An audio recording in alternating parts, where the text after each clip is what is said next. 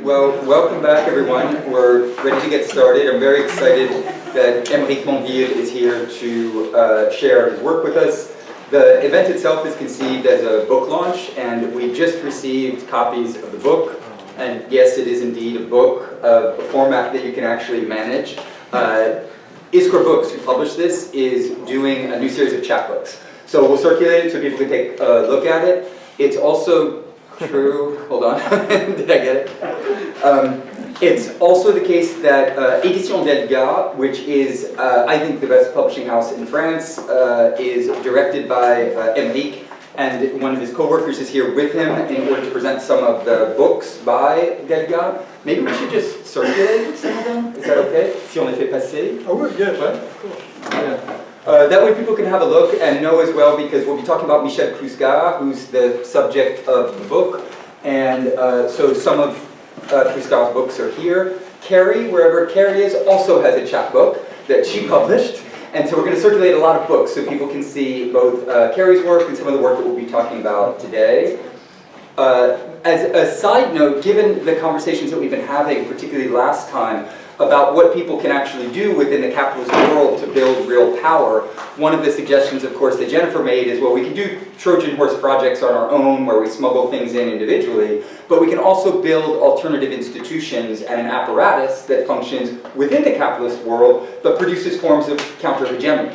And so the publishing houses that we're talking about, if it be Iskra or Delga, are excellent examples thereof, and should give people pause to think about the ways in which you can harness intellectual power, not just for doing individual work, but for doing collective work. And obviously the Critical Theory Workshop, one of the goals is to have an institutional framework of education that leverages power collectively that surpasses the power of any of us individually. Before getting any further into any of these topics, so I should probably introduce Aymeric. So Aymeric is a philosopher, as I mentioned, the director of Delga, and the editor of the review La Pensée. He's the author of a number of books, Misère du Nietzscheisme de gauche, or Misery of Left Nietzscheanism, which I strongly recommend. It's also a chapbook and very readable. Les Jolis Grands Hommes de Gauche, that I would translate as The Fine Great Men of the Left, is not a chapbook. It's a kind of massive book that is a series of interventions into contemporary kind of debates in France, and in particular, it's focused on some of the French intelligentsia and the Neo-capitalism of Michel Clouscard that was translated here into English and just came out. Aymeric, in his kind of infinite humility, said that he was a little bit nervous about intervening in English, since he does intervene a lot in Italian and speaks Spanish and German and does Greek and Latin and reads in Russian and probably some other languages that I'm unaware of. So the format that we established was I was going to just provide some kind of opening comments to frame the work of Clouscard and Aymeric. I've shared a series of questions that Aymeric's prepared responses to. We'll do all of that in about an hour. And then in the Q&A, Aymeric suggested that kind of both of us reply based on the kind of what topics come up and what our linguistic abilities are. So one of the things that I thought would be helpful for framing Aymeric's work and also the work of Clouscard is to resituate some of the things that we've been talking about in relationship to different models of intellectual production and how we understand the West-left intelligentsia. And as we've talked about in the past, there's a way in which the extant institutions and bourgeois historiography tends to privilege individuals as the primary source of ideas and cultural production, and to fetishize that modality of production and as well that form of consumption. Within that model, the standard narrative that we're told is that one of the reasons that French theory was so important is that it overcame and surpassed the reductivist and determinist framework of Marxism that did not account for difference and was ultimately somehow totalitarian and potentially responsible for some of the greatest political horrors. So one of the logics that you often find in French theory is that, well, Hegel led to the Holocaust, but Marx led to the gulags. And this is so widespread. This is a crass formulation, of course. You'll find it in the work of André Glucksmann. You'll find it in the work of BHL, Bernard-Henri Lévy. But you'll also find it supported very directly by Michel Foucault and by other authors within this tradition. I'll return to this in a moment. And so there's a very ingrained kind of form of teleology Out with the old, which is Marxism that led to the gulags and the camps, apparently, and in with the new, which is this new discourse of difference that we were talking about last time. As opposed to that, one of the things that we've been cultivating in the seminar is an approach to the political economy of knowledge production that begins with the material system and asks the question of, well, who are the most promoted cultural producers within the imperial core? And that approach breaks with the idea that there's a meritocracy and that these are simply the best people or the smartest people and there's a marketplace of ideas and they produce the most innovative forms of philosophy. Maybe they've just produced the forms of philosophy that worked the most seamlessly with the extant imperial bourgeois cultural apparatus, and precisely for that reason they've been promoted. And one of the logics that is important in that regard, in relationship to what we're talking about regarding structures and subjects, is that what the imperialist cultural apparatus provides is uplift. It takes people and gives them extremely lucrative careers, allows them to travel around the world, publish what they want, give lectures everywhere, become famous, real rock stars, like people like, you know, Slavoj Žižek or Jacques Derrida back in the day, or Spivak or Butler or other people like that. On the subjective side, what it requires of the intellectuals is that the intellectuals subjectively give to the system what it demands. And what it principally demands is anti-communism and accommodation to imperialism. If that is given, then at the subjective level, what a lot of cultural producers mobilize is opportunism. They give to the system what it wants, and what they get in return are very, very handsome returns. And so I think an important question is whether or not the forms of French theory that have been presented as being the most kind of avant-garde because they overcame the limitations of Marxism are actually forms that have been given imperial uplift precisely because they genuflect to the dominant ideology. And I'll give you a few quick examples of that before turning to Clouscard and Aymeric. One of the things that is so rampant within French theory is the idea that French theorists are masters of suspicion. They call into question everything. There's no truth, there's no beauty, there's no absolutes. Everything is open to interrogation. And yet, when it comes to a category like totalitarianism, which is an ideologically produced category that was driven by the US national security state, and in particular Brzezinski, as well as the work of Hannah Arendt, who received funding and support from the British Foreign Office for origins of totalitarianism, meaning it has direct ties to the propaganda state apparatus in the UK. These were some of the foundational thinkers for what was called totalitarianism. Although if you know the deeper history of totalitarianism, actually totalitarianism was a concept that was developed within the communist tradition to criticize capitalist society and the way in which it marshaled total control over the subjects of capital. So anyway, that was a bit of a sidestep, but when it comes to totalitarianism, in the case of French theory, all of the suspicion, all of the criticism, all of the critique goes out the window. The same is true, of course, of actually existing socialism, which is basically identified with totalitarianism. So the cult of complexification disappears, and nuance evaporates into thin air, leaving a starkly Manichaean, fully binary, absolutely simplistic, reductivist, determinist, totalizing, and absolutist account of history. There's no undecidability, there's no ambiguity, no uncertainty when it comes to the relationship between the supposed free world of difference on the one hand, affiliated with the West, and the totalitarian universe of socialism on the other. I'll give a few quick examples. Michel Foucault was absolutely categorical on this front. Referencing places like the Soviet Union, Cuba, China, and Vietnam, Foucault wrote, quote, "The important tradition of socialism is to be fundamentally called into question, since everything that this socialist tradition has produced in history is to be condemned," end quote. Right? So all of the symbolic capital bound up with being a sophisticated, complex, Parisian intellectual goes out the window and is replaced by the need to dutifully genuflect to the dominant ideology. And to genuflect to it, regardless of the fact that Foucault never undertook any serious study of any form of actually existing socialism. He focused on the capitalist West, and in particular, England, Germany, and France as the focal points for all of his histories.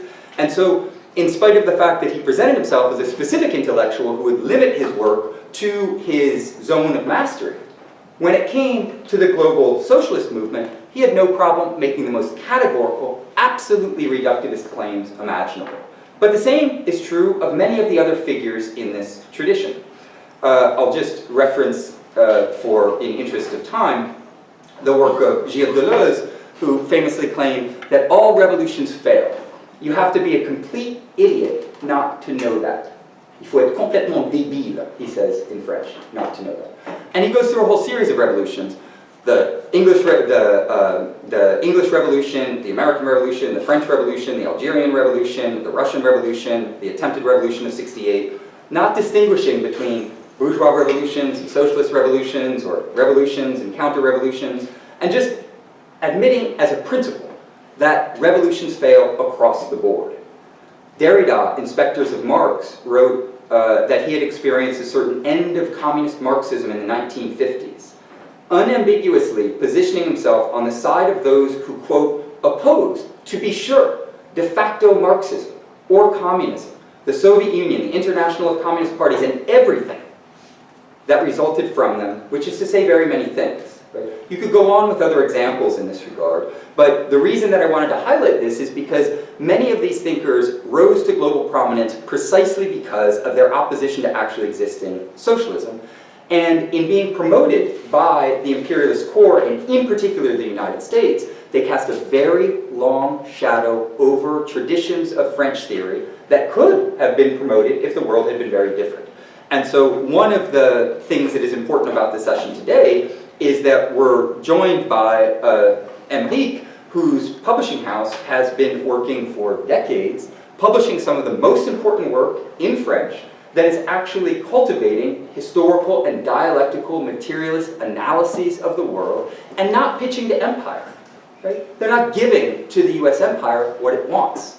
On the contrary, they have published books that are highly critical of a number of the theorists that I just mentioned, and the figure in question that we're looking at today, Michel Clouscard, is particularly important for the ways in which he was a stalwart critic of the most important, or I shouldn't say most important, the most prominent French theorists. And so in that regard, I think that one of the things that we're trying to do with this session is, in following up on our discussion from last time, begin teasing out an understanding of the history of French theory that isn't simply the imperial history, but rather a history from below and a history of those who have been marshaling kind of intellectual power and practical power in the direction of developing Marxism as an ongoing and living mode of analysis. So with those opening comments out of the way, I'd like to kind of get into our exchange here. And the first question that I had for Aymeric was if he could describe, from his current vantage point, his kind of intellectual itinerary. What were your first research questions, and how have they evolved over time? I think we can leave it like this because we had feedback last time. So, yeah. Okay. Thank you so much, Gabriel, for this invitation, for the occasion of providing an overview of not the French theory, but a theory that comes from France and that hasn't been labeled as French theory yet. And it's a great honor to speak in front of you that came from across the Atlantic and other countries. I'm very happy to be here. Okay, the starting point is always political. There is a power, and we have to name this power if we want to fight it. And now the real name of power, the man in power, the man in power wants to hide, of course, relates to the mode of production, capitalism, but for several decades now, we can analyze a particular strategy within capitalism. This strategy I could describe as iron fist in a velvet glove, and we can call it, with Clouscard, libertarian liberalism. And the term was coined by him in the early 70s. Its essence consists in being permissive towards the consumer but more than ever, repressive towards the producer, as Clouscard said. And this term, in my opinion, is far more dialectical and Marxist than consuming society, because not everyone is a perfect consumer, and there are those who consume the labor of others. And now, libertarian liberalism is largely taken up by those in power. President Macron himself, for instance, paid homage to one of the student leaders of May '68. I mean Daniel Cohn-Bendit, the most leading leader of major leaders of '68. And this leader described himself as a libertarian liberal. I don't know if he had read to this point Clouscard, but he used exactly 30 years after the same term. It was in order to justify his evolution from anarchist to member of parliament for the pro-European Ecological Party. And President Macron referred to his positive vision of '68 and this libertarian liberalism, making a link with over half a century of history. Of course, now, with the crisis, fascism is on the rise in my country, and the far-right party is likely to come to power in France, as in many European countries, and there's nothing libertarian about it. But I must say, Clouscard had seen it in his book Neo-Fascism, An Ideology of Desire, in the beginning of the '70s. He has seen the likely outcome to libertarian liberal social democracy, because he had clearly understood that libertarian liberalism produces a pre-fascist system of behavioral freedom from collective morality, which can only lead, in the long run, to fascism, to a kind of fascism. In 1998, I mean 30 years after '68, he wrote, for example, "Neo-fascism will be the ultimate expression of libertarian social liberalism, of the whole that began in May '68. Its specificity lies in this formula: everything is permitted, but nothing is possible." The permissive, I think this phrase is wonderfully thought. The permissiveness, everything, I repeat, everything is permitted, but nothing is possible. The permissiveness of abundance, growth, and new consumption models is succeeded by the prohibition of crisis, scarcity, and absolute impoverishment. These two historical components merge in people's minds, creating the subjective conditions for neo-fascism. From Cohn-Bendit, the student leader I spoke about, from Cohn-Bendit to Le Pen that was the former leader of the far-right party in France, and now that's his daughter. From Cohn-Bendit to Le Pen, the circle is complete. The time has come for frustrated revenge seekers. Unquote. I will also add that he has developed a production ethic that can serve, a socialist ethic that can serve as a resistance to this ongoing process. So, to respond personally, when I was 20 years old, the generation of the '68ers themselves, not just later born libertarian liberals like Macron, all these people were in power, with all their ambiguities and denials, and the left had taken on a hideous face, that of betrayal, of course, but even if I later understood that not everything can be explained by a simple betrayal or reversal, given that there is a fundamental ambiguity in anti-communism and anti-populism right from the start, right at the age of '68. And today, as predicted, the left has brought with it nothing but despair and fascisation, this left. In 25 years, I've witnessed the complete right-wingization of my country, but I must consider this latest phase to be part of a process that Michel Clouscard began to perfectly understand in the early '70s. So I'm not going to dwell on my case. I was lucky enough to have been connected with the intellectual world before this catastrophe. With some comrades, we were able to found an independent publishing house, which has now published 250 books. I was lucky enough to live in Paris, which remains a major intellectual center, with a real intellectual effervescence. Maybe you can feel it now, and you're part of it. In fact, I've been marked by three things: Marxism, books, and France, and these three realities that people want to assign to the 20th century and see die in the 21st. I was able to attach myself to a council vanguard, talking philosophy day and night, because I think it's an activity that involves a lot of talking, in particular with Michel Clouscard and Dominique Pagani, Clouscard's great friends, to whom Capitalism of Seduction is dedicated. One of the first books we brought back into print, I think it's important to understand the whole thing. This book had been deliberately become impossible to find.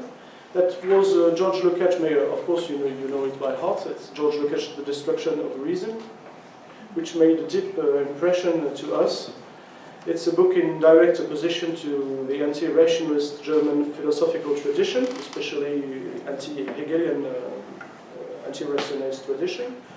I was pleased to see in a recent article by John Bellamy Foster in the Monthly Review that was written against a part of French theory, that he too was going back to the roots of German irrationalism with this book in order to explain what happened in France after the war until now. I think that France was the heir of this kind of French theory, was an heir of this anti-rational tradition.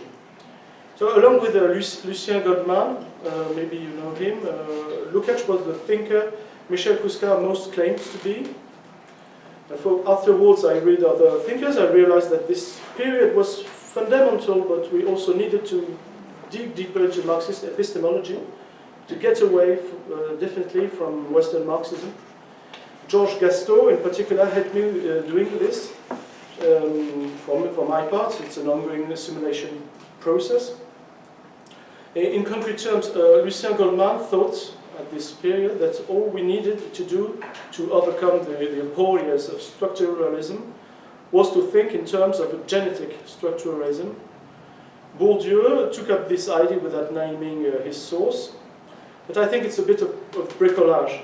With Lukács, I think that was a step forward. We were lucky enough to have an ontology of social being.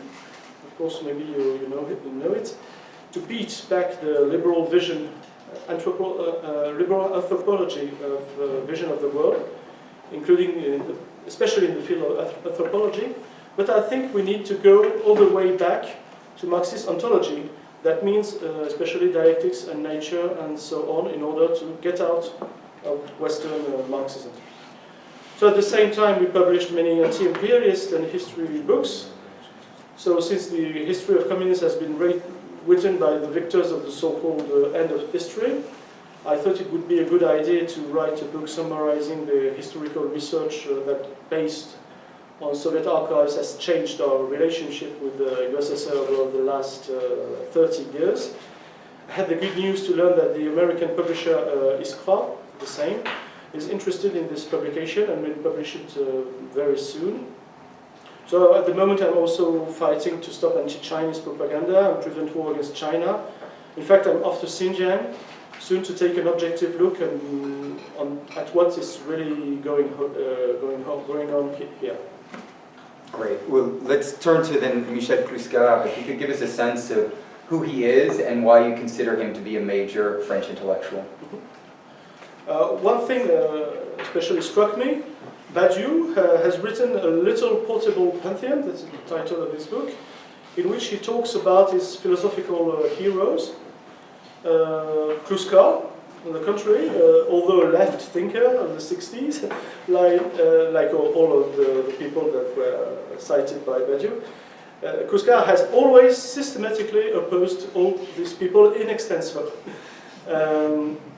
There was maybe with him a classy rejection of Parisian fashionable worldliness, because Clouscard was born not far from the mines of Carmaux, in the southwest, the red region of Jean Jaurès. Maybe you know the region he lived in Gaillac. He shouldn't have normally had access to knowledge. And Clouscard kept the PCF, the French Communist Party, as a reference, even though he was not really a member, simply because he wanted to remain faithful to his working class origins, to a Marx and class party, which at this time was still Leninist. He was, I must add, he was already 40 in '68 and didn't think that everything was invented at that time. Although he was a professor of sociology at the end of his life, at that time Marxists were more tolerated in sociology than in philosophy in my country. But he never joined a certain world, always refused to adopt Parisian accents, for instance. And that's funny because Bourdieu, who came from almost the same region, has done its best to integrate the country. I think that says a lot.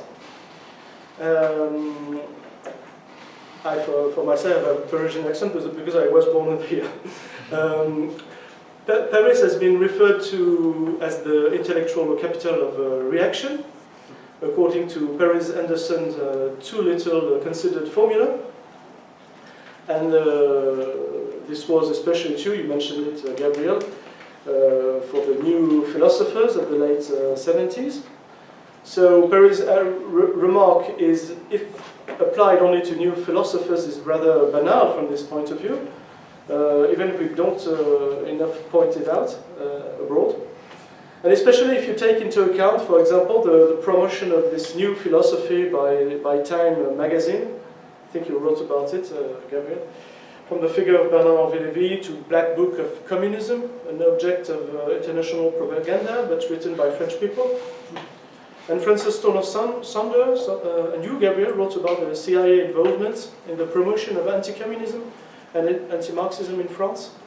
That was a key question. Michael Scott Christopherson wrote, maybe you know it, French Intellectuals Against the Left, the anti-totalitarian moment of the 70s.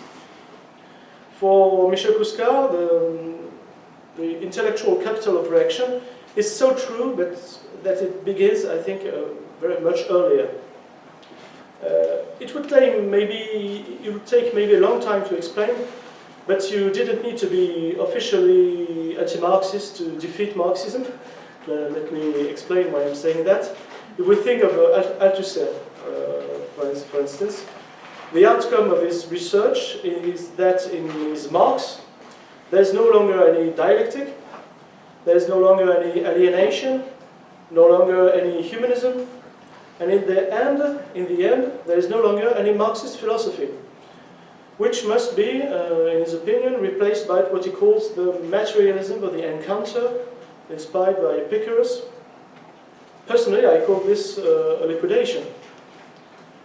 So yes, Althusser was in the French Communist Party, but he also led a Maoist current, and I'd like to make it clear that I'm not confusing the great Chinese communist epic with what came to be called Parisian Maoism.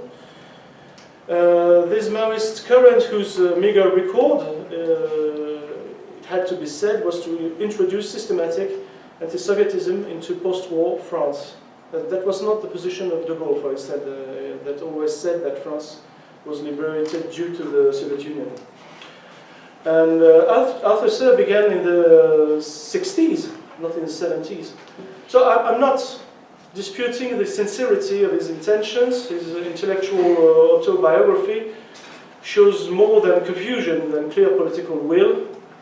And I'm not forgetting that he was able to formulate some stimulating questions in the early 60s. But given the important major role he played on the international stage, I think, especially in the Latin American, the Latin-speaking countries, I must say it's frankly a disaster.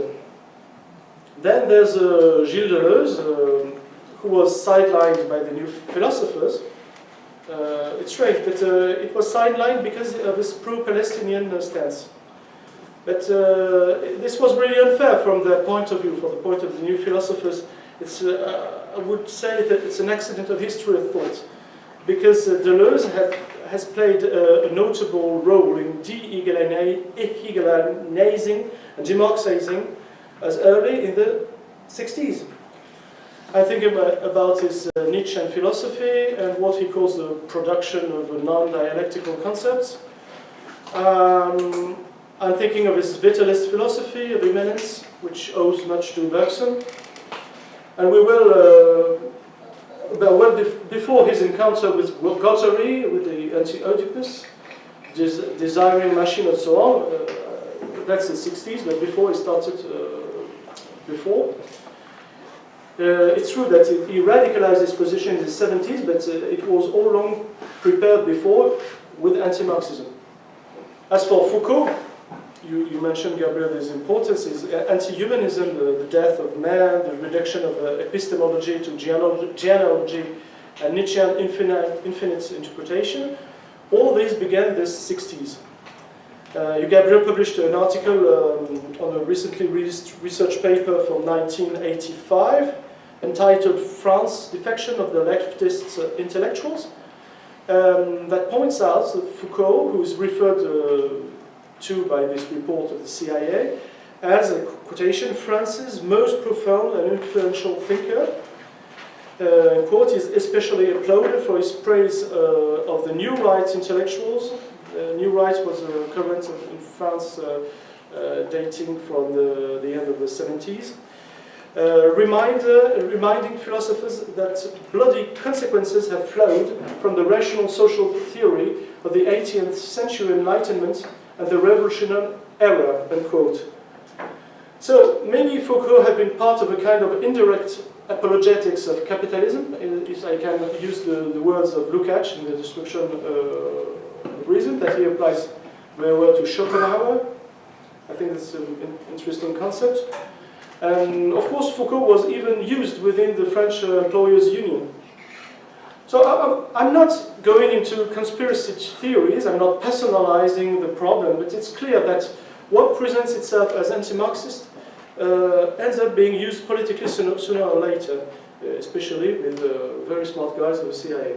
So it's a bit like the CIA's use of contemporary arts against Marxism. Now we know all about the Congress for Cultural Freedom, the key role played by Nikolai Nabokov and Michael Josephson. This abstract art, of course, was absolutely not without value, but its systematization that was a political act aimed at destroying Marxism and political consciousness. So I make a clear distinction between scientific contributions and the practical political consequences that can be drawn from them.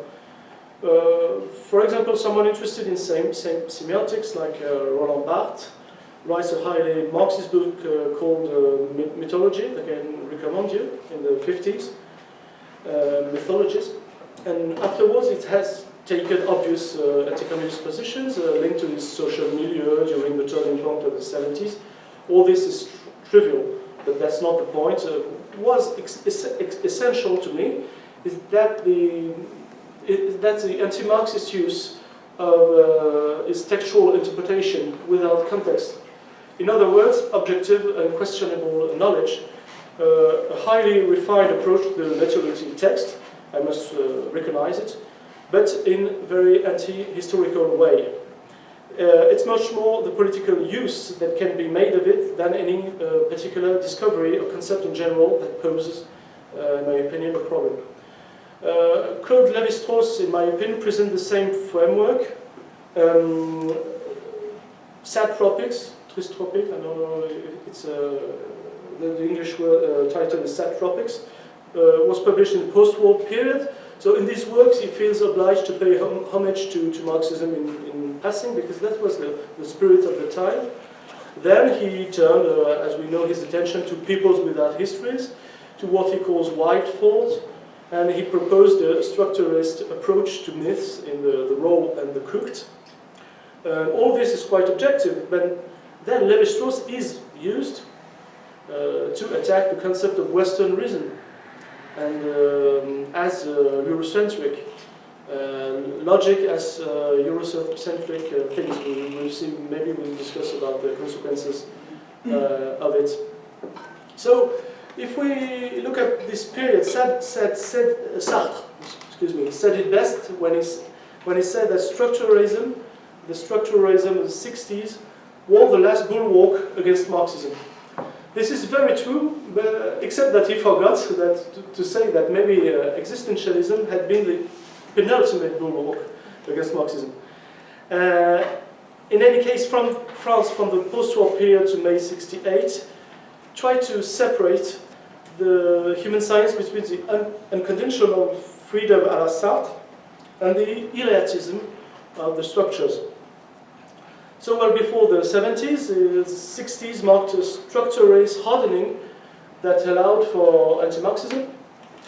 I note in contrast that Ferdinand de Saussure in the country, the father of structuralism in a way, at the beginning of the 20th century, Saussure took great care in linguistics to distinguish between synchronicity and diachronicity, and thus also left plenty of room for history. But the difference is that Saussure didn't have to struggle against Marxism. That's the big difference. So, as the great Marxist historian Pierre Villard once said, Marx's strength lies in treating problems not in all their aspects, but by all their aspects. End quote. On the contrary, the aim of this ideological phenomenon of the 60s was to reduce the numbers of these aspects as much as possible, thereby negating the unity of the social and historical whole. The result is a sociology and economics that do away with history, and a history that is positivist and its focus on facts, without offering an interpretation. So either we play structure off against engagement with history, or one accepted history but outside the structures. The tremors of existentialism on one hand, and the cold and vividity of structuralism on the other. So this sharing of roles in the organization of the transformation of relief, it became as an organization the transformation of revolution into revolt, pure sheer revolt. Power and revolt. This avoids the problems of dialectics and therefore of revolution. These are, I think, the limits of the times. There's a power that we don't want to take, and we are looking for a recognition only as oppositional. The result was May 68, when the Caesar of the Winter Palace was replaced by the Caesar of power at the Odeon Theatre. The great Franco-Egyptian economist Samir Amin, that I had the honor to publish, who was there, he was there at the time in 68, he told me how the crowd was talking about taking over the Élysée Palace, but settled for taking over a theatre because it was a spectacle, and only a spectacle. I don't think there was a menacing flowering in May 68 and then a reaction. I think there has been a disintegration of Marxism since the post-war period, which explains some impasses of May 68. To the best of my knowledge, Clouscard is the only person who has managed to resolve this in terms of the history of ideas. Do you want to turn next to the... Because the next question that I had was more specifically about Neo-capitalism and Clouscard's understanding of it. But since you're already talking about 68, do you also want to address some of Clouscard's understanding of 68? No, I think we will discuss it later in the conversation. Yes. Okay. So yeah, let's turn to the question then of neo-capitalism as it's been conceptualized by Clouscard, as well as how it relates to the kind of libertarian liberalism that you were talking about earlier. Okay, I'd like there to be no ambiguity about the fact that I don't believe in neoliberalism, which should be bad compared to older liberalism. I think it's a journalistic way of talking that I don't like, which is not scientific. We are still at the stage Lenin called imperialism. From the organization of economics, nothing really changed from this point of view. But we must signalize that after the Marshall Plan in France, at any rate, but throughout the Western world, a way of life, a way of living came into being, and that succeeded the economy of scarcity. This system is dynamic, but it can only lead to disillusionment, and we said to behavioral pre-fascism. I was talking to a Franco-American psychoanalyst who translated the book, Philippe Gendreau, who is very influenced by Michel Clouscard, even in his approach of psychoanalysis. And he told me that the problem today in the clinic, just to give you an example, the problem in the clinic is no more the classic taboos about sex, because they are now champions of introspection. People are going to the shrink and speak of a lot of things without any restraint. But he remarked that now the biggest problem is getting down to work. It's speaking about what you are doing right now. Are you able to do something you wanted to do?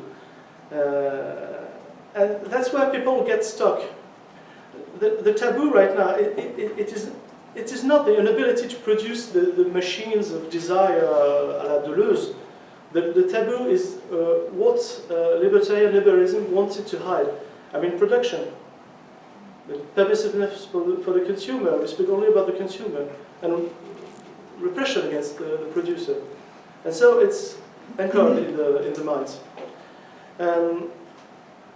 So in reality, when I think about all this period, I think, frankly, that Deleuze was thinking he was fighting against de Gaulle, and he had the impression that he was fighting against Marshal Pétain, the collaborator of the Nazis.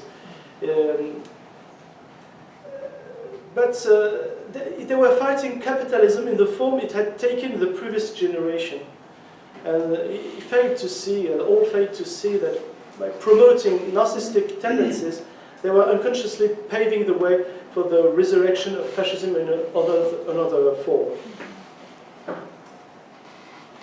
Then let's turn to his account, then Clouscard's account of May 68.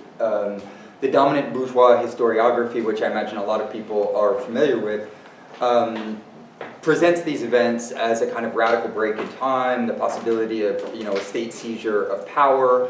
The other dominant narratives are either kind of anarchist narratives or radical liberal narratives. Could you explain how Clouscard understands May 68 and hence how a kind of historical materialist approach to May 68 differs from these dominant bourgeois or rad-lib anarchist versions? In today's collective imagination, the term May 68 presents a profound disjunction between science and meaning. Yes, the outcome of May 68 is, in a way, is positive overall, in the sense that the Grenelle agreements were signed, 35% increase in the minimum wages, and 10% in other wages, creation of company union sections within. Even the CGT union did not want to formally sign them, hoping for more later, but they were inept. That's the best part. With 10 million workers in the streets, real pressure on the bosses. But May 68 is indifferent, in my opinion, in the sense about a revolution in morals took place at this time in France. It took place everywhere in the West without any particular upheaval. So we had the typical illusion of liberty, well described by Spinoza, about the question, but it had more to do with the changing of the capitalistic system, of the consumption system. And I think the balance of May 68 is bitter in the sense that fundamentally it ratified the retreat of the two major forces of French resistance in the face of Nazi occupation. I mean the Gaullists and the Communists. And ultimately, as a consequence, a retreat from French sovereignty for a capacity to defend itself as an independent country. And we can see the result right now with alignment with US imperialism, which is blatant. That was not the same 20 years ago, if you remember, with the Iraq War. But that was, I think, the the last song of okay, forget it. Okay, Gaullism, though right-wing, was based on France's strategic independence, and the Communist Party was what prevented the crushing of the working class, deindustrialization, the guarantee of social security, which, with the exception of the pharmaceutical sector, is quite socialist in my country and works very well indeed. That's a little part of socialism, that's a social security health system. Clouscard has shown that the decisive advance of the Grenelle agreements were to be the object of a relentless reconquest on the part of capital, an economic and social counter-revolution in which the leftist strand of the 68 thinking played a decisive role. And the social dimension was then imposed as an obstacle. The societal dimension was imposed as an obstacle to social, when it should have been a complement to it. And just at the level of translation, the social often refers to in French the kind of class struggle and the socioeconomic orientation, whereas the societal refer to more like culturalist orientations. Yes, right? culturalist is the best. In France, it's social and societal. In English, I think it should be social and culturalist. Yeah, probably the closest. I mean, they're not exactly identical, but it'd be the closest. The closest, yeah. So I wanted to turn then to Clouscard's Marxist theory of consumerism. It's quite different than what you get in a lot of the Western Marxist tradition, which is a critique of the petty bourgeois experience of consumerism. And one of the things that I think is particularly important is that Clouscard distinguishes between different class strata and their experiences of consumerism. So could you explain the kind of main features of how he conceptualizes consumerism? So, as I said, Clouscard is not a critic of the I think he opposed to the term consumer society. He even believes that it was a part of the cliché of the time, to which he precisely opposed libertarian liberalism. And he was too close to the people to know that, no, you don't spend your life consuming. It's madness to think about it. And in his book, Neo-Fascism and Ideology of Desire, published in the early 70s, he clearly showed that French proletariat had access to equipment goods. Is it understandable, equipment? Well, they're goods for social reproduction. For reproduction, yes, such as cars, washing machines. The car can be used, of course, for leisure, to bring the kids, I don't know. But fundamentally, it's there to go to work. It helps you going to work. So it's part of the process of exploiting a supposed value. The washing machine became a necessity for the mass employment of women. An example that women have worked since a very long time. But in necessity to increase mass employment, it was a necessity to have the washing machine. And this can be said today about cell phones. It helps you calling your friends, but your boss can call you outside working hours. That's the same. And they say the same thing. You are bathing in luxury because you have a car, you have a washing machine, you have a cell phone, you have computers, etc. But it helps you being exploited. So it's the same story today. And paradoxically, the new middle classes from the time as Clouscard said then were no longer able to own their own means of production. They were entering wage employment. They've lost the means of production. And but this disposition was compensated at the time by access to a consumption that Clouscard really aptly describes as libidinal, playful, and marginal. This was a new lifestyle that created the illusion of detachment from consumption possibilities.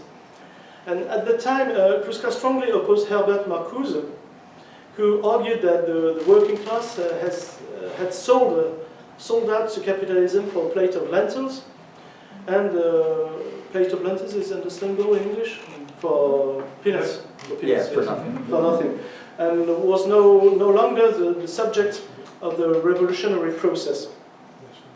And Clouscard showed that not only the working class was merely integrated, the working class was not integrated into, the working class was only integrated in equipment goods, but the new middle classes and their lifestyle, however revolutionary it could be, and it used to be like that in the 68, could not be the subject of a real revolutionary process. I think the fundamental contradiction with Marcuse's ideological function was to conceal is this: how can a self-proclaimed revolutionary way of life propose itself independently of material conditions and the demands of production? Isn't the liberating good libido advocated by Marcus to put an end to one-dimensionality? On the contrary, the sanctification of a way of life already present, that of the parvenus of a new profit system, in this case the new middle classes of the 30 glorious years. You know, that the 30 glorious years, that was we call the period between the end of the war until the beginning of the 70s. Because in the context of the Marshall Plan, of the liberation of the new markets of desire, and I must say that desire has been reduced to the market. It was the trick. It was necessary to create a two-speed society, socially permissive for the consumer, culturalistic permissive for the consumer, and socially repressive for the producer. So the survival of capitalism implied this schizophrenia.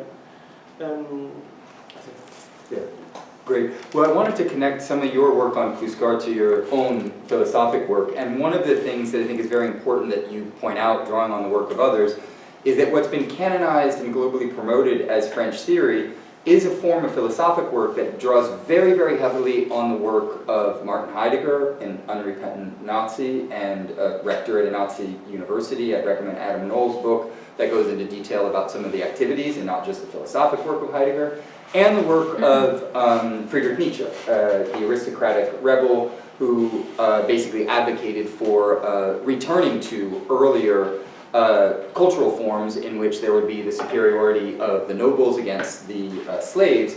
And so this mobilization of Nietzsche and Heidegger was often over and against that of Marx.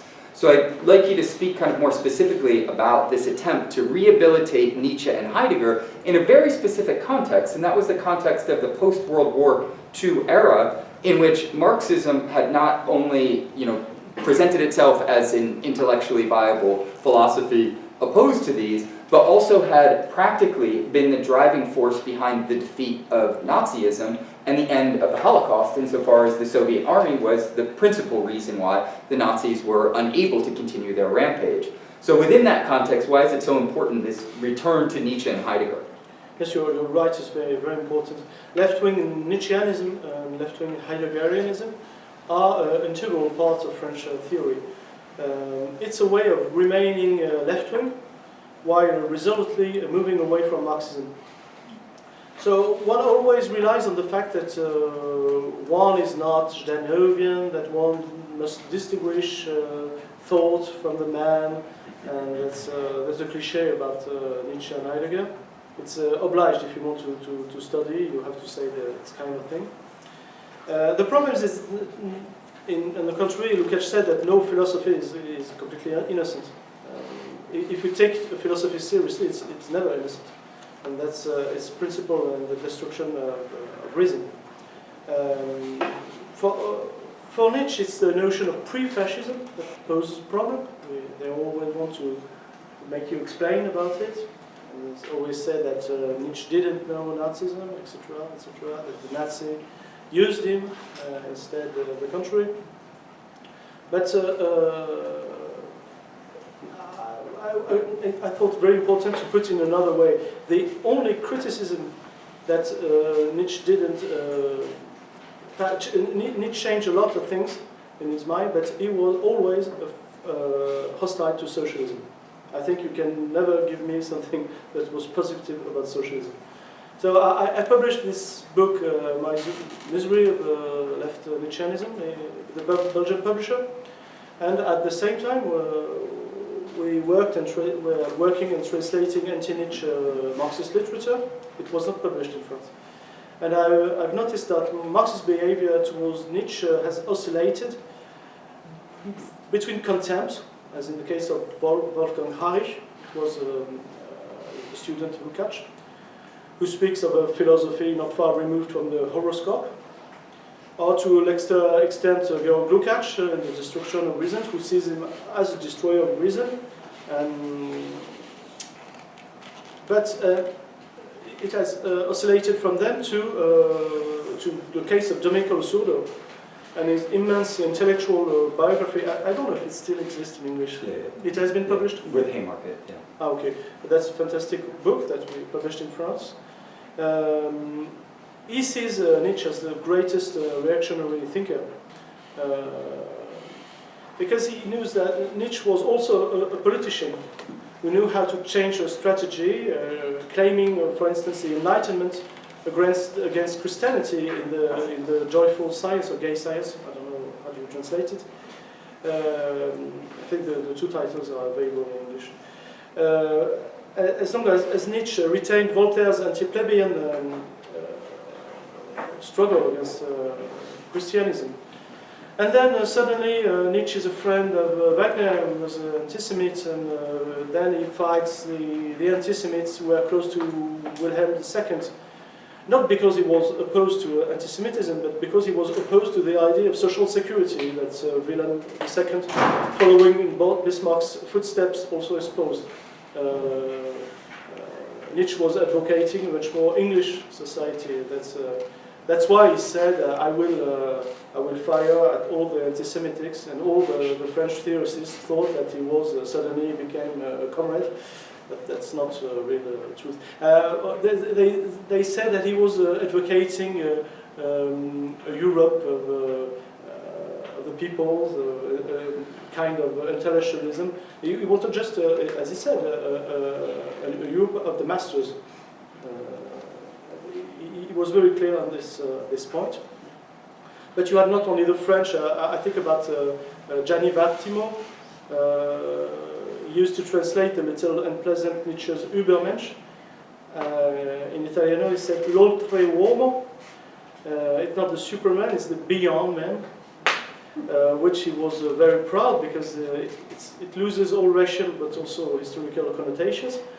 And Domenico Losurdo, another Italian, because in Italian it's very important, this left Nietzscheanism with you know, about the publishing of all the works by Colli, Montinari. It was a bit the same story as in France. It was exactly the same context. Losurdo, on the other hand, has shown that this Superman comes from Lothrop Stoddart, and has therefore gone out his way and in this sense, Hitler was a student of Lothrop Stoddart. He took from it this conception of racist conception of the Superman. And we see how Hitler was, with the pseudo explanation, was alas a very gifted disciple of the Anglo-Saxon white supremacy.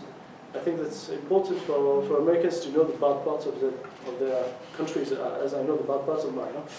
So it's easy to see that there's one escamoteur, Gianni Vattimo, another Losurdo, who makes connections in the history of ideas, who helps understanding the ideas. And the same goes with Jacques Derrida, who devoted a brilliant essay to Nietzsche's most innocuous aphorism, "I've lost my umbrella." You know it? He pays a lot of attention to this. He makes brilliant literature phrases about "I've lost my umbrella." So Nietzsche's sister, of course, fascinated all the French theorists, because they had an argument to say she manipulated its works. That's the book "The Will to Power." But if we look at all the details, the sister of Nietzsche herself was frightened by a certain formulation. She thought it was too hard. Le Soudor showed, for instance, that the sister, although very anti-Semitic as she was, she has toned down anti-Semitism in the works of Nietzsche. Where Nietzsche clearly speaks of anti-Semitism, she speaks, when she writes, anti-Socratism. It was a code name in Wagnerian circles at the epoch of the birth of tragedy, because he was anti-Socratic to Euripides, as you know. That was a code name for the Jews. So I think today left Nietzscheanism is no longer fashionable, because there's no longer any need in my country to be left-wing. So in a way it died out around the same time, but I think maybe I could have the illusion that my book may have something to do with it, but I think it's much more the evolution of society directed to sheer fascisation. But we'll see in understanding French theory that Nietzsche was used to produce the voluntaristic concept with Deleuze, anti-dialectic production of concept, with Foucault, hermeneutic of infinite interpretation, which relativizes all the points of view. So, about left-wing Heideggerism, in France, I didn't work a lot about it, but it's more difficult, but it's fundamentally, I think, it's a kind of manipulation of translations. When you see a jargon der Eigentlichkeit, jargon of authenticity, it's well analyzed by Adorno. In France, because of the translations from German, they could turn it into manipulation and watering down. I don't know if it's the same in English, but book after book, you know, they published all the things, and the black books, everything. All this disappears. But it's true that we can still have, in French theory, a Heideggerian reading of Marx with Derrida or Zizek. That should be analyzed. Maybe you're working on it. Yeah, well, I actually wanted to turn to, in your own work, you've kind of extended some of the framework of figures like Clouscard and Losordo, but also taken on contemporary thinkers like Badiou, Zizek, and others. Could you give us a sense of why you think it's important to critically assess their work and clearly demarcate it from real Marxist scholarship? You think Badiou and Zizek? For instance, yeah. Okay. I mean, there are many others that you look at as well. No, it's true. Can you turn the mic a little bit? Yes. So when we speak about them, I think the major difference between us and them is our rejection, Hegelian rejection of the beautiful soul. I think that Hegel is not the bête noire of Istanbul, bête noire? The pet peeve, or the whipping stone, or the whipping post. The man who is hated by all the French theory. It's the fact that we intend to start from what exists, to bring about what Hegel called Versöhnung mit der Wirklichkeit, I think reconciliation with reality, but which can also be translated as a reaffiliation with effectivity, as much more dialectic. And Losurdo, he was our friend, he had the same starting points. But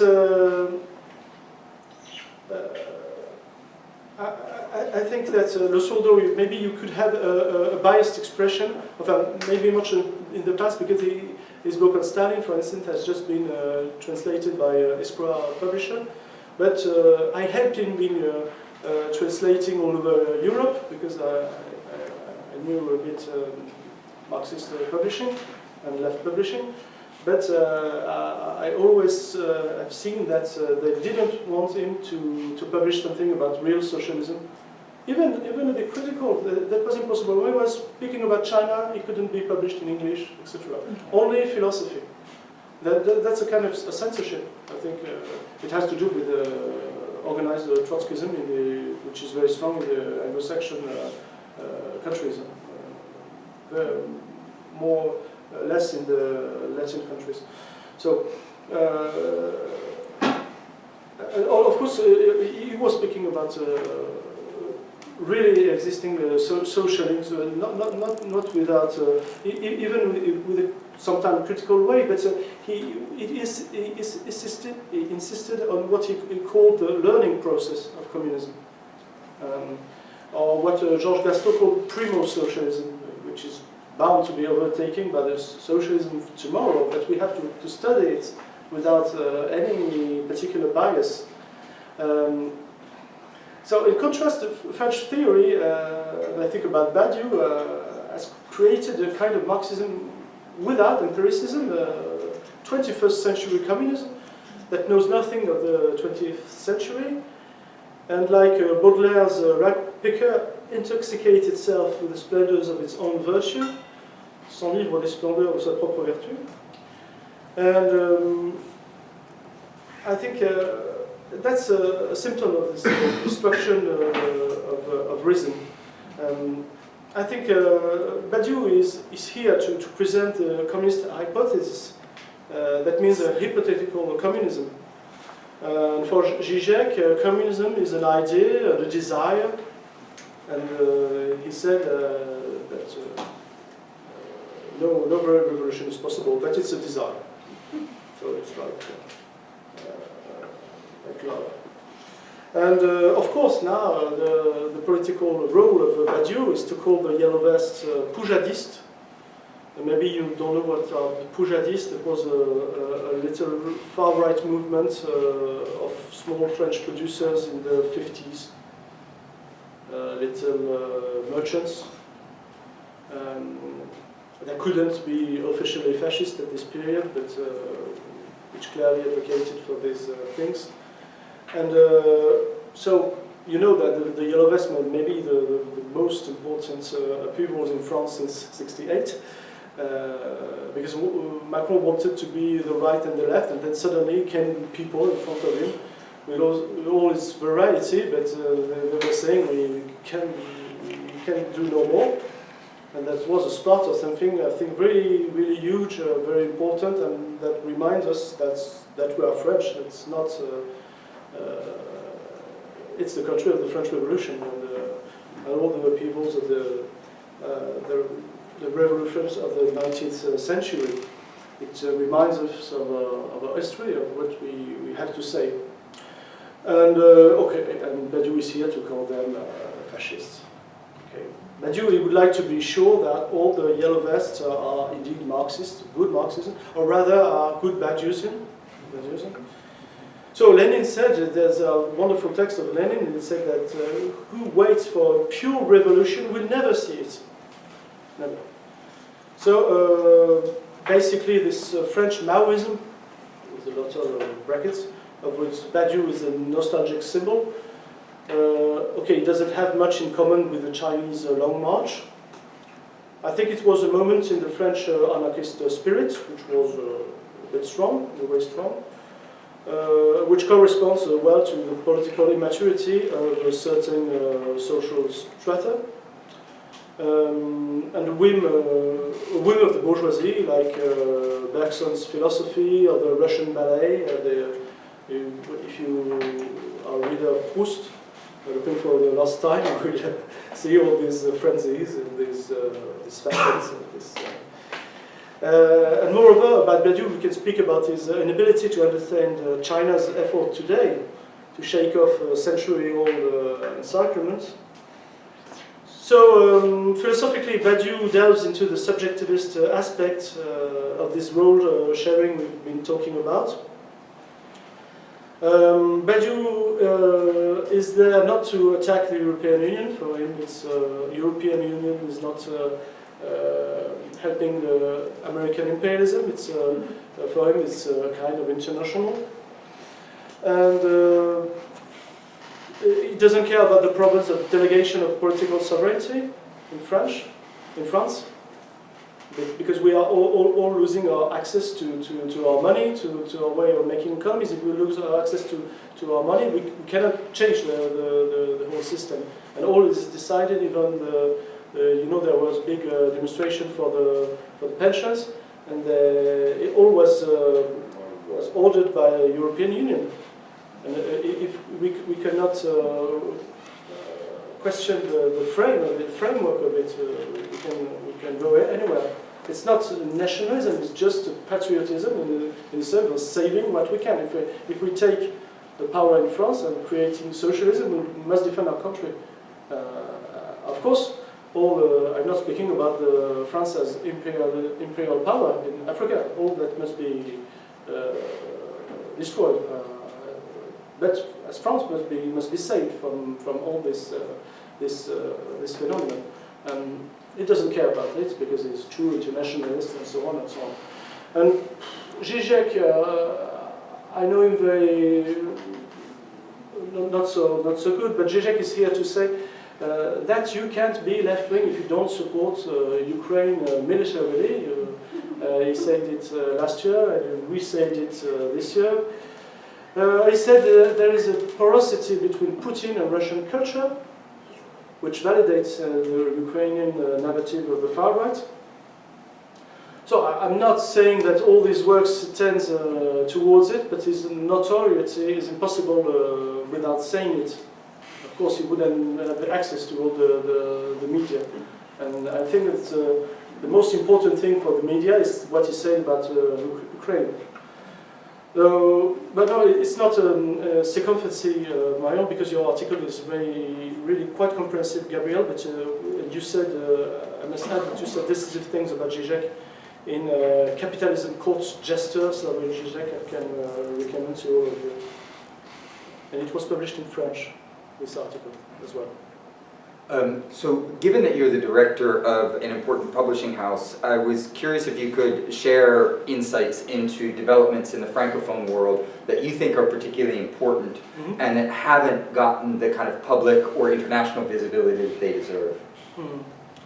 Well, yes. I start with Guillaume Souin, but I think it's better you pronounce it swing, because you won't be able to pronounce it, and it will not help with visibility in the US. But it's S-U-E-N-G, and this is about to be published by Iskra as well, as he said. He's a French historian of biology who has studied, among other things, the Lysenko case. He shows that Lysenko was, of course, wrong to call genetics a bourgeois science, and indeed the word bourgeois science is also wrong. But he explained that with the development of epigenetics, there is a new place, so in a surprising way, but science does not advance in a linear way. There is a place for the inheritance of acquired characteristics that were the debate at the time. So the question is whether there is a place for Marxist philosophy, dialectical and historical materialism that also applies to nature. Because after the Lysenko affair, that was a complete defeat. No one wanted to speak about science from a Marxist point of view with Marxist methodology. But of course, we have to be very cautious, but we have to, if we want to save Marxism as a philosophy, we have to be connected with all this question. And that is strange, Lysenko hated genetics, we're completely true, but with epigenetics, in a way, there is this inheritance of acquired characteristics, and it can change a lot of things. This was the view of Engels, who wrote Dialectics of Nature, and Marx didn't criticize his work about it. And Lenin, of course, was working on it. And since this regrettable affair, this terrain, has been abandoned, turning Marxism into a mere human science. With all this manipulation, and then you have a Marxist human science, and then you have structuralism, and then you reduce Marxism to anything. And on this subject, Georges Gaston, I think you invited him already, yes, last year. He has published a philosophical magnum opus in 5 large volumes, 2,000 pages. But this year we are going to take from, not from it, but to rework, reshape. Release the chapbook version? Yeah, yes, no, it won't be a chapbook. A book on dialectics of nature, which of course is easier to translate, and is a fundamental step out of Western Marxism and towards restoring Marxism's rightful place as ontological foundation of philosophical reflection. Okay, I mentioned historian Annie Lacroix. You invited, or you will invite her? She came, excuse me. Which is fundamental to understand the betrayal of the French elites, betrayal of France by French elites during the 30s, but afterwards. I must mention Dominique Pagani, Michel Clouscard's great friend. He's an oral philosopher, like Socrates. But a book written by his students has been published. I think it's an excellent introduction to philosophy from a Hegelian and Marxist point of view. So I hope that no French people are listening to me, because we have published 250 books, and fortunately in the French communist circles, English, the language of imperialism, is not widely spoken. But I won't say a lot of things about the other, because I don't have any time. But okay, we have 35 minutes for the Q&A, I think. Yeah, maybe we should go to the Q&A. Yeah, you're right. Okay. Yeah, well, let's go ahead and open it up for questions. I can take stack, and if you're online, please go ahead and raise your hand. So, do you want to start out, Alonso? Yeah. Thank you very much.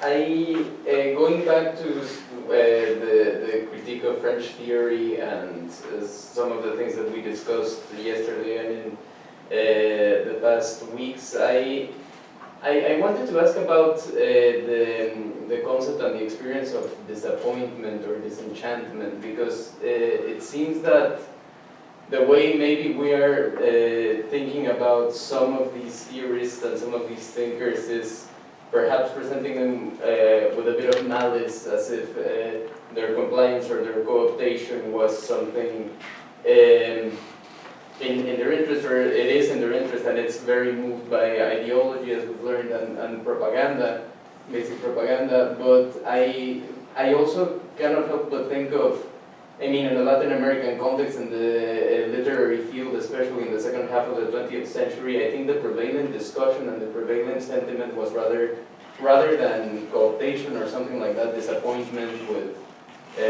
some failed expectations or failed promises. And I think that's not only in the literary field, but also at the level of voters nowadays, or political commitment nowadays, that the projects of the left, and that it's in some way people feel like they have failed on some or another scale. And that has a lot to do with propaganda, of course, and with the way we learn about these projects. But I wonder how should we account for, or if we want to account and maybe resist the experience of disenchantment and disappointment at an intellectual and a discursive level, and at the level of theory, but also perhaps in the level of political commitment, how to account with disappointment, or to put it differently, how to produce the level of commitment that doesn't falter when there is failed expectations or broken promises or experiences that would normally change the attitude of people. Let's take a few questions, maybe, right? Great, Constanza? I wanted to go back to the articulation of classes, not only in terms of production, but also in terms of consumption. And specifically, I'm thinking of the distinction between those who are able to consume for the sake of reproduction of labor force and those who are allowed to self-satisfy through consumption. And my question is, how can this distinction between consumers and producers be interpreted in the context of the international division of labor? And I would say that, in other words, to what degree is the division between consumption and production shaping class struggles globally? Great question. Others? Yeah, down here in the corner. I can't even see who it is, but go ahead. It's me. Okay. This way, great. Hi, thank you so much. I can't count all the questions I have on two hands. This is fascinating stuff. My question, to boil it down to one, is I'm interested in the incorporation of the sort of supposed revolution, whether it be sort of an aesthetic term or whatnot, that sort of opens up new consumer markets and its relationship to sort of ongoing crises of accumulation and global capital. So it sort of appears to me, for instance, that the creation and mass production of luxuries, which I think Clouscard describes, is also combined, it seems, especially right around the time of '68, with the particular formation of a new and significant subset of the petit bourgeois, and what many have called the professional managerial class, right? So these are like the middle managers whose function, middle managers is one example, right? Whose function on the scale of the global economy is in great part as the sort of repositories of the wealth in the cycle of circulation. These are people, David Graeber calls them bullshit jobs, right? Like people who aren't really creating value in many cases, but are often sort of receiving payments for the purposes that they might later purchase sort of superfluous luxuries and maintain a sort of capture of surplus value and skirt crisis of accumulation. Excuse me, sir, you speak too fast. Oh, yes. Sorry, I'm trying to get pretty loud. Here, I'll show you. So pretty much on the relationship between consumer markets, the co-optation of revolution, and ongoing crises of accumulation. So pretty much, it seems to me that the creation of this sort of mass production of luxuries that Clouscard describes was sort of combined with a particular formation of a new and significant subset of the petit bourgeois, the sort of professional managerial class, right? These like middle managers, for instance, who often are sort of almost repositories of wealth, what Frank Bergen calls bullshit jobs, who often their function in the role of the global economy is to take a paycheck and sort of spend it back, or to sort of skirt a crisis of accumulation through sort of ways and methods of fictitious capital, one might say. I think, for instance, here, not only the sort of aesthetics revolution, but I think Clouscard describes like the sort of liberal feminism and the relationship to things like drugs and pornography, which are sort of two exploding and very visible, hyper-exploitative industries, especially among the petit bourgeois, are really relevant here, especially given his descriptions of the sort of prostitutional economy. So my real question is, how might we relate Clouscard's theories of consumerism to crises of accumulation in both the 20th century and those ongoing crises today? We have maybe one more, and then Joe. I tried to be straightforward, even though I didn't really formally steal the question in my mind. But on page 33 of the book, you talk about, I can quote even, Cluster could be reinterested in the lineage, register in the lineage of the great thinkers of determinism, from Spinoza, Marx, and even Freud, in some ways, determinism and non-mechanicist. Okay, and I want to understand this deterministic point, because if I follow correctly the notion also that you understand of Marxism, it's not something deterministic. So how can be framed Marx in this deterministic way? And at the same time, Freud, from what I know of his theory, he conceptualized the human being with a human nature, with this egoism and all these stigmas that we cannot avoid.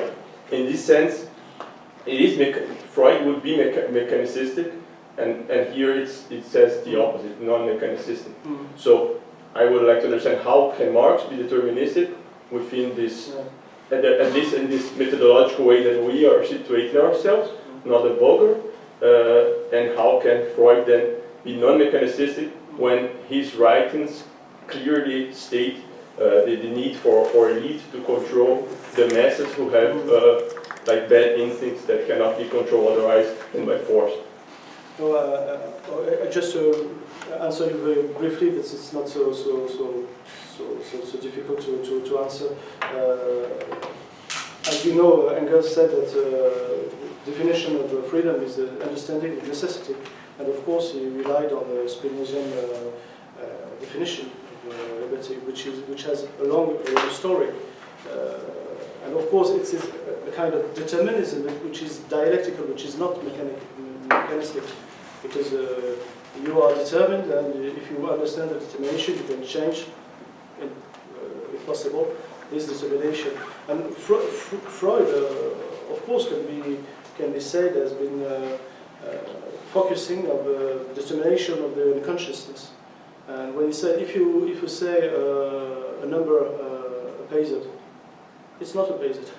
It's not a hazard. It has a link. It has a story. It has even all the things are connected. In a way, it's a kind of a rationalism. It expands the possibility of rationalism. That's why I was speaking about determinist. For the other very interesting questions, I will say it with brief words, and I think that Gabriel will expatiate the power. I think about disenchantment, because you were talking about it in your article on Zizek. That's particularly, maybe you studied it more than me. But disenchantment, I think, in my opinion, it was analyzed by Max Weber, the sociology, in a very particular way. But today, of course, it is implemented. It has political consequences, but I think it has rather in common with anti-humanism. Anti-humanism was the major goal of Heidegger at this time, and then Foucault, and then today Zizek. It leads to disillusion, because if you feel a part of humanity, you must struggle for the surviving of humanity. It has moral into it. So if you get away with the concept of humanity, and you know that Althusser also, that's why there's a link between all these philosophers. The beginning of Althusser was to attack the attack against Roger Garaudy. Okay, Roger Garaudy had a lot of defaults. He was the French philosopher at this time, and became a Christian. Then we don't know where he was. He was expelled from the CP, etc., etc. But it was a scapegoat of an attack against humanism, because they thought it was too easy to young Marx and all these things. We had a lot. In the 50s in France, they had a lot of connections and conversations with Christians, with Jesuitic priests who were reading young Marx. I think it was some kind of interesting for a Latin country like us, like in Italy. It was in order to get access to the whole society. And of course, there was this very ideological pundits like Althusser, who said, no, there's no humanism in Marx. I will prove it, and there's no dialectics.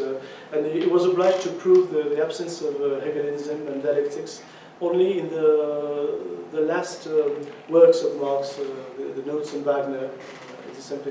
He tried to prove all this way that there was nothing dialectical in Capital, and that was a disaster. But of course, we have to defend Marxism and the concept of humanism that we owe to the Latins, to the Greeks, and to the Renaissance. Of course, Marx was always citing the words of Terence about humanism. And I think that's what we have to do in order to avoid disenchantments. But maybe if you could, Gabriel, speak about this kind of disenchantment by Zizek. I think it's something that he explains very well. Okay, I would just a few words about international division and labor, class struggle globally. I think that's very interesting. We never really reflect about it, because it's very.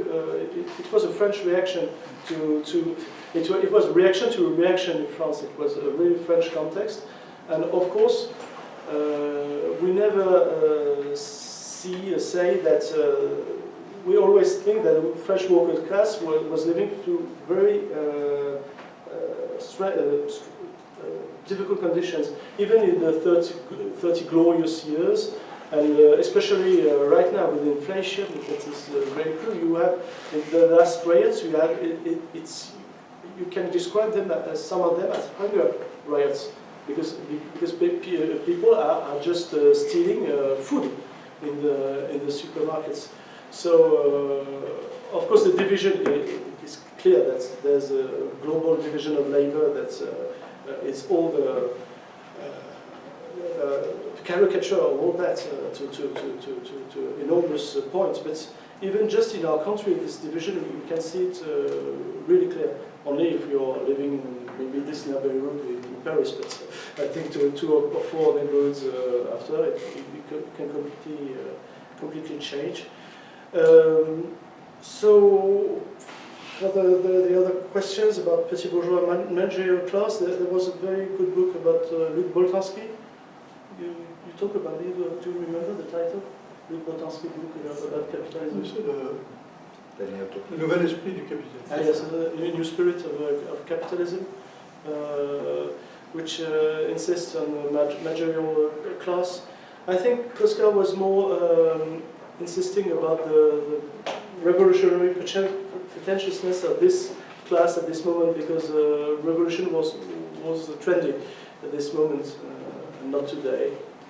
And of course, we should explain how works the Capitalism of Seduction. It's book of 1988, which you can read as a novel, because in this sense, Michel Clouscard is the Honoré de Balzac of Neo-capitalism, the Neo-capitalism. You know that we all know that Marx, after writing The Capital, wanted to write a book on Balzac, who was a monarchist and a Catholic, but who saw society so well as a writer that he could see a lot of things. That's something I hope we will translate it very soon in English, because Capitalism of Seduction is a masterpiece. It's a masterpiece because it's a literature art which describes all this phenomena. It's not only a philosophy. It's a writer, and in France, I think it's maybe more important. Excuse me if I'm not, please, Gabriel, what you want, I trust you, all that I... Be careful, you shouldn't trust me, no, I'm kidding. I'm just going to say a few words, and that way we have time for a few more questions. Regarding the two questions on the professional managerial class, I do think that drawing on Clouscard's work and Aymeric's work, there is a way in which we have to understand the evolution of those class strata internationally, and that with the kind of neoliberal phase of imperialism, what you have is a growing service sector and professional managerial class stratum within the imperial core due to the outsourcing of so much production to the global south, and that creates a situation in which that service or PMC sector in the imperial core is also that sector that then indulges in various forms of consumerism that are not available to the productive sector that has been outsourced. And so you can see kind of Clouscard's juxtaposition between repression for the workers, consumerism for the petty bourgeois stratum, basically within an international framework, which I think addresses part of the question that Nico raised as well. Concerning enchantment, I'll be really quick on this because you could take it in a lot of different directions. I usually am not someone who goes to anecdotes or individual examples insofar as they're not useful if they don't illustrate something more general. But the example that I have in mind I think does illustrate something more general, and that is an example of Roberto Fernandez Retamar, who was of course a famous Cuban poet. And one of the things that he was involved in that I think sheds some light on the logic of enchantment versus disenchantment is that there was a well-known literary journal the CIA was running in Latin America. And what the CIA had decided to do is they wanted to run a new journal that was very explicitly positioned as a journal that was opposed to CIA funding of journals in Latin America. It so happens that the person who they reached out to in order to be the head of that journal contacted Retamar, and they had a correspondence about this. And Retamar's position on this, I think, is very revealing. And that is that he said, without knowing that the CIA was actually backing this entire project, he said, look at who the funders are. Look at how the nature of this project operates. Do not, to use the word that you used, be enchanted by the possibility of developing some new Latin American lefty, because that's what it was supposed to be, magazine recognize the system of powers and the extant structures of ownership, and don't fall for what people are trying to bait you into. And he therefore then refused to be involved with this journal, and it was only decades later that it was then revealed that it was indeed, so Rethamar was obviously right about all of this. And so the logic of enchantment is also complicated. It makes me think of Lawrence's question the other day, where a lot of the way in which French theory has been promoted is as something you're supposed to be enchanted by. But do we really want to be enchanted in the sense of like hoodwinked by superstition? Or do we want to be enthusiastic about something that explains and elucidates the world and empowers us to actually improve that world? Anyway, there's more that could be said about that, but just in the interest of time, maybe I see that Reese has a question. I don't know if we have time for maybe one or two other questions if anybody wants to get in on it, but we'll start with Reese, so go ahead. Hi, thank you for your talk. I kind of want to go back to a distinction that we made early on in this discussion and that has come up some more, which is the distinction then between neo-capitalism and neoliberalism and theories of each of those, and what the key differences between them are and the characteristics of a theory of neoliberalism. I'm thinking that the most obvious distinction would be the situation of imperialism in both theories. I'm thinking of someone like David Harvey seeming to deny the existence of imperialism, but situate then neoliberalism within that context, whereas Clouscard could maybe be associated more closely with someone like Braverman or Veronica Sweezy in situating this sphere of consumption in the broader context of imperialism. Is this ultimately the key distinction that's being made between neoliberalism and neo-capitalism? And could you say a little bit more about that distinction and what makes it necessary that we pull out a theory of neo-capitalism specifically? Thank you. Great question. Anyone else? Yeah, Grant. Yeah, this is really enjoyable. Oh, turn the mic on, please. I especially enjoyed the analysis of class, especially characterizing it as a middle class, because any materialist analysis of the imperial core of the West has to take into account how sizable it is. That we're not dealing with a small demographic that towers above everyone else, and as a result of their intellectual position basically manipulate people. But rather we are talking about perhaps the intellectual community that we want to critique. Basically, emanating from a very large material presence in the imperial core. And it's not clear to me that any materialist analysis of these intellectuals can separate that connection, that the material reality of being middle class, of all of us coming here precisely because we can afford to be here, makes the middle class as an object of material study much more problematic. That is it enough, for example, to characterize the intellectuals coming from that milieu as anti-communist, or rather that this is what the middle class is responsible for? And it's not clear to me that the theoretical differences that we seem to be trying to draw attention to are as meaningful as the fact that they're representing a huge part of the imperial core that still has to be addressed and dealt with theoretically. The middle class as an object of study, rather than anti-communist as an object of study. Interesting question. Yeah, John.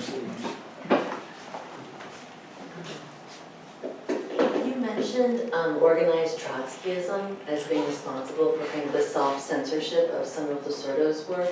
And I'm just wondering if you could speak about that phenomenon a little bit more, even beyond Lasordo's work, from your experience in publishing.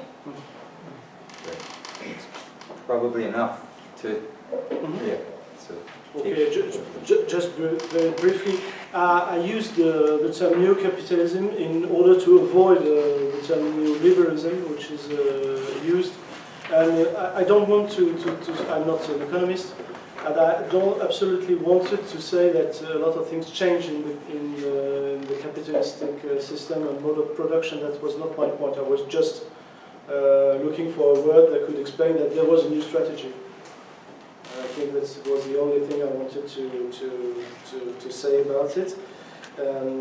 Creating using a word that could be understandable and not like a concept, because I didn't want to create an economical concept that doesn't deserve to create it. And maybe you're right to speak about the whole imperialist context. And of course, I was speaking about Marshall Plan. Marshall Plan, it entered in France in the imperialistic context. Of course, France was before a superpower before 1940, and became a second power, but linked to the United States. And the acceptation of the Marshall Plan was an entry ticket in this kind of economic organization with extortion of surplus value which comes to France and which permits the creation, and we speak about it, about the new stratum of new middle classes, and which I don't know if I understand the whole question, because I think it was very subtle, but it's true that Michel Clouscard has seen that there was a complete reshaping of the middle classes in France, and before the war it was linked with little possessions, the possession of the means of production, and all these little bourgeois middle class had fascist minds. They were living in a scarcity economy. And then suddenly, they entered in the wage workers, and they was deprived of their possessions. But with Marshall Plans and all things, they had a lot of money in order to consume in a specific way, in order to distinguish themselves from the proletariat.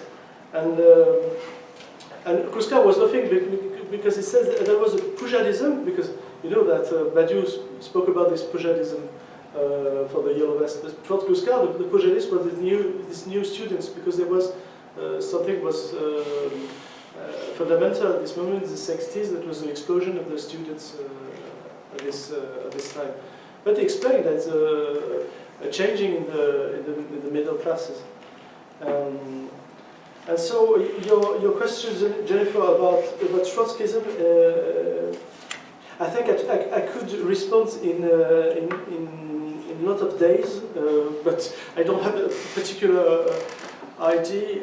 Yes, it's true that it has to do with Anglo-Saxon world, maybe with Protestantism, because maybe it's just a hypothesis, because in Protestantism you had a lot of little sectors, and it explains a lot of this love for Trotskyism. And it has become to a point in the Anglo-Saxon world where it's all the major publishing houses are led by Trotskyist or pro-Trotskyist or George Orwell's friends, etc., etc. Very anti-communist in a traditional way. That was not the case with France and Italy, because, as you know, in the Western world, there were the states where the French Communist Party was the highest. One French on 4 was communist after the war. One Italian on 3 was communist until the beginning of the 80s, and so it collapsed. But it was very huge. It was a counterculture in our countries. In Latin America, I don't have to explain. In Spain and Portugal, it's different because they had to struggle with fascism, etc. But it's not. It's a completely different world. In order to struggle against it, we are publishing a lot of things about that are coming from the archives of the Soviet Union. But when I speaking, for instance, with the Russian, I had an interview with the Russian Pravda. But it was difficult to prove to them the necessity of talking about Trotskyists, because in Russia that doesn't exist. It doesn't work. So in the Anglo-Saxon world, it can make a censorship to someone like Losordo, which is a shame, because it's a university professor. He deserved to be published in a hall. And Clouscard, to cross the channel was impossible for him. They said to us a real no. And they explained, because the same publishers, I will not name them, but I think we will find them, they explained that how vital it was to make some translation from French into English, and, because it gave prestige to these French thinkers. As you know, the Badiou is always labeled as the most translated French philosopher. And of course, it's like a business. But the condition for him to be translated is never speaking about real socialism. And that's, this strategy is absolute. So when I saw that Iskra book is not like that, I understood it very quickly. That was very necessary to have this position. It gives you, I think, an access to other points of view. For instance, we published a book that which is very valuable because it's a resumption of all what we know about Trotsky during the second process. It's linked with the accused, the dossier by the FBI.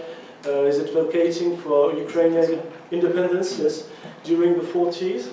This book is an Italian book. It was only translated into French. I think that's the most devastating things against Trotsky. Which is long to read it. I don't want to pose as a obsessed man by all these things, but there's something that cannot be published about Trotsky in the US. It's too much, and something that must be. It's like the criticizing of French theory. That's the taboo of your world. But maybe with courageous people like you, Gabriel, we can change things. Just in order to get it in contact and to exchange position. Of course, they are not saying that Trotsky was a mere ally of the Nazi because he was thinking like the Nazi. Of course, it's ridiculous. He was a Marxist all his life. But he thought that making tactic alliance, it could, because Germany was about to attack the United States. The USSR was a state that you can invade, but that you cannot possess.